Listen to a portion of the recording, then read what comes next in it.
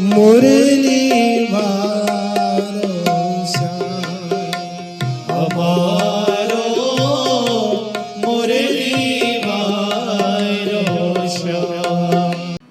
भगवान श्री सूत जी महाराज सबसे पहले शौनकादि ऋषियों को भगवान के 24 अवतारों की कथा सुनाए हैं। हे ऋषियों, भगवान का सबसे पहला अवतार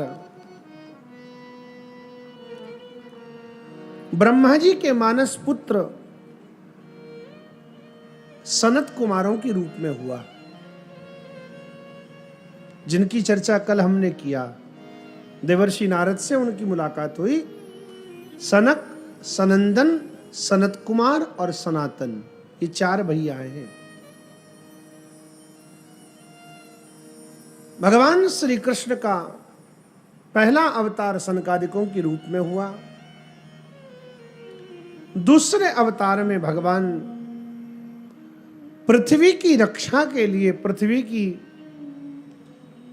पुनः स्थापना के लिए वराह बनकर के प्रकट हुए। जल में डूबी पड़ी थी पृथ्वी, उस पृथ्वी को जल से बाहर लाने के लिए, क्योंकि पृथ्वी नहीं होगी तो सृष्टि रहेगी कहां, भगवान वराह रूप में प्रकट हुए। तीसरा, श्री भगवान का अवतार देवर्षि नारद के रूप में हुआ। समाज में भक्ति की स्थापना करने के लिए, लोगों के अंदर भगवत प्रेम बढ़ाने के लिए भगवान प्रकट हुए। चौथे अवतार में भगवान श्री हरि नर और नारायण बनकर के प्रकट हुए। पांचवें अवतार में भगवान देवहूति और करदम के यहां श्री कपिल नारायण के रूप में अवतरित हुए हैं। कपिल नारायण भगवान का अवतार 5वां अवतार है। छठी बार भगवान अत्रि और अनुसुईया के यहां भगवान नारायण के अंश से दत्तात्रेय बनकर के प्रकट हुए हैं। 7वें अवतार में भगवान स्वयं यज्ञ नारायण बनकर के प्रकट हुए। 8वां भगवान का अवतार नाभि राजा के यहां ऋषभदेव के रूप में हुआ है। 9वें अवतार में भगवान पृथु बनकर के प्रकट हुए हैं। और 10वां भगवान का अवतार वेद की रक्षा के लिए मत्स्य नारायण के रूप में हुआ, मछली बनकर के प्रभु प्रकट हुए। भगवान श्री हरि का 11वां अवतार समुद्र मंथन के समय समुद्र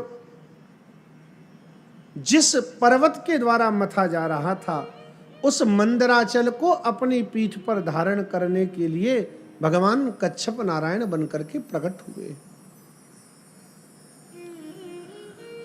भगवान का 12वां अवतार देवताओं को अमृत पिलाने के लिए धन्वंतरी के रूप में हुआ। 13वें में भगवान वही अमृत दैत्यों से प्राप्त करके देवताओं को पिलाने के लिए मोहिनी के रूप में प्रकट हुए, स्त्री रूप धारण किया ठाकुर जी ने। 14वें में भगवान नृसिंह बनकर के प्रकट हुए प्रहलाद जी की रक्षा के लिए।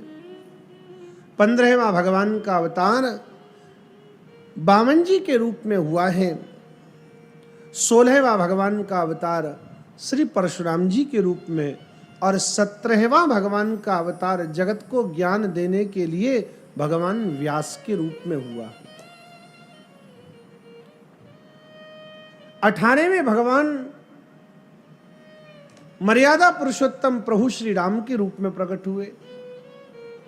19वीं बार मेरे ठाकुर स्वयं बलराम बनकर, दाऊ दादा बनकर के प्रकट हुए द्वापर में। 20वीं बार भगवान स्वयं श्री कृष्ण बनकर के प्रकट हुए हैं। अब यहां बस थोड़ी सी बात ये समझने जैसी है, अन्य सभी अवतारों में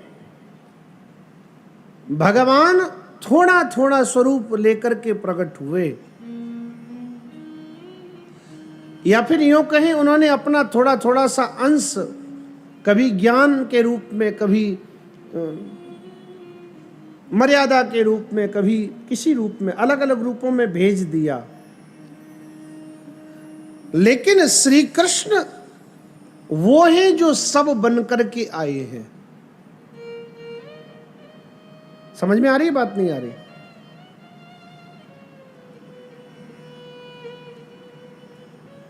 सबका रूप धारण करके जो आ रहा है वह श्री कृष्ण है। इसलिए श्रीमद् भागवतकार भगवान व्यास कह रहे हैं,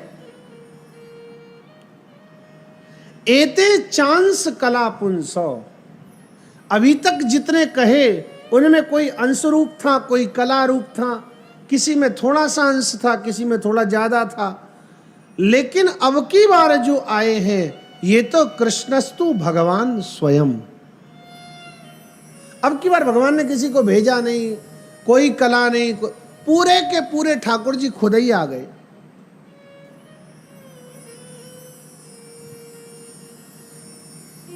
बीसवां भगवान का अवतार श्री कृष्णचंद्र के रूप में हुआ। भगवान श्री हरि का 21वां अवतार भगवान बुद्ध के रूप में हुआ है।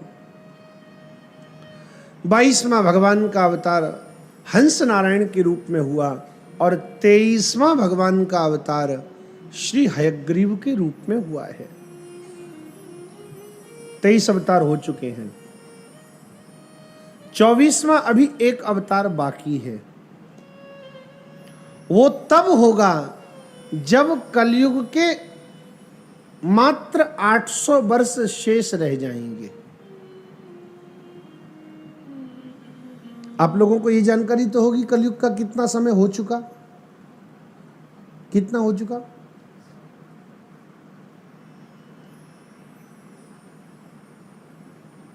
हैं 5000 समथिंग। हाँ, ऐसा ही है। लगभग 5200 वर्ष कलयुग के व्यतीत हो चुके। और है कितना कलयुग का समय? कलयुग का समय है 4,32,000 वर्ष का। कलयुग की जो आयु है वह है 4,32,000 वर्ष की। इसमें से 5200 वर्ष के आसपास अभी व्यतीत हो गए। तो आप सोचिए 5000 वर्ष में दुनिया की ऐसी स्थिति हो रही है, कितना घनघोर कलिकाल होगा जब श्री हरि प्रकट होंगे।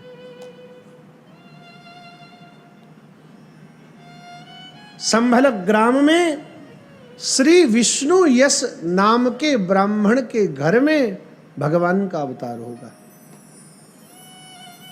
घोड़े पर बैठकर के ठाकुर जी प्रकट होंगे और उसके बाद फिर से समस्त दुष्टों का संहार करके और पुनः पृथ्वी पर सतयुग की स्थापना करेंगे। अब की बार जो सतयुग आवेगा ना, उसमें प्रलय नहीं होगा।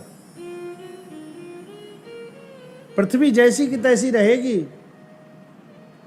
और श्रीमद् भागवत तो ये कहता है, आज भी हिमालय में सूर्यवंश के राजा तप कर रहे हैं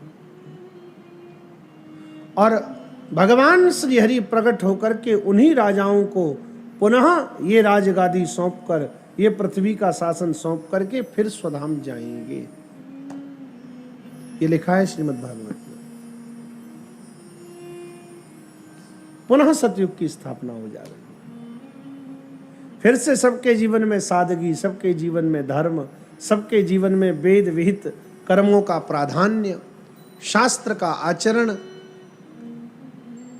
भगवत भजन, वही जीवन हो जाएगा। बस वही सतयुग है। जीवन में असंयम का आ जाना, जीवन में अधर्म का बढ़ जाना, जीवन में हमारे जीवन में हमारा नियंत्रण न रहना, हमारी इंद्रियों का स्वातंत्र, यह कली का ही प्रभाव है। और यदि कलयुग में रहते हुए भी यदि हम अपने जीवन को नियंत्रित रख पाते हैं तो हम आज भी सतयुग में ही जी रहे हैं। श्रीमद् भागवत के इन 24 अवतारों का वर्णन करने के बाद भगवान व्यास बड़ी प्यारी बात कहे कि जो नित्य प्रति प्रातःकाल और सायंकाल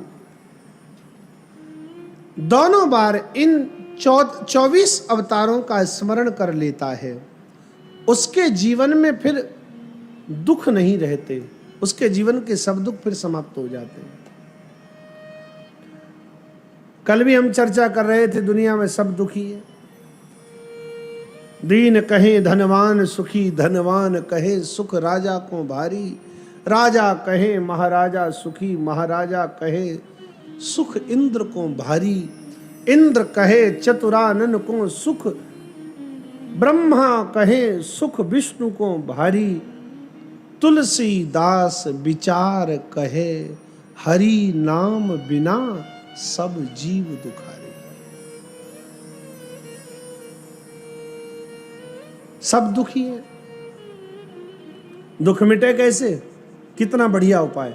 एक 24 अवतारों को एक कागज पर नोट कर लो और सुबह शाम रोज इनका स्मरण कर लो। सनत कुमार भगवान की जय, बरहा भगवान की जय, नारद जी महाराज की जय, सबकी जय जयकार कर लो। 5 मिनट भी नहीं लगेंगे, जीवन से दुख मिट जाएगा।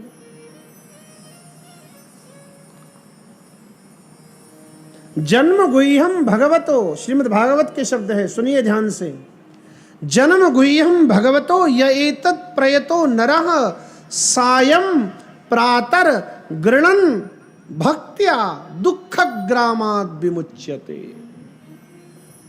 प्रातः काल और सायंकाल जो भक्ति पूर्वक प्रेम पूर्वक इन अवतारों की याद कर लेता है, 24 अवतारों का स्मरण कर लेता है, उसके जीवन में फिर दुख नहीं रहता। अब बताओ कौन सी बड़ी बात?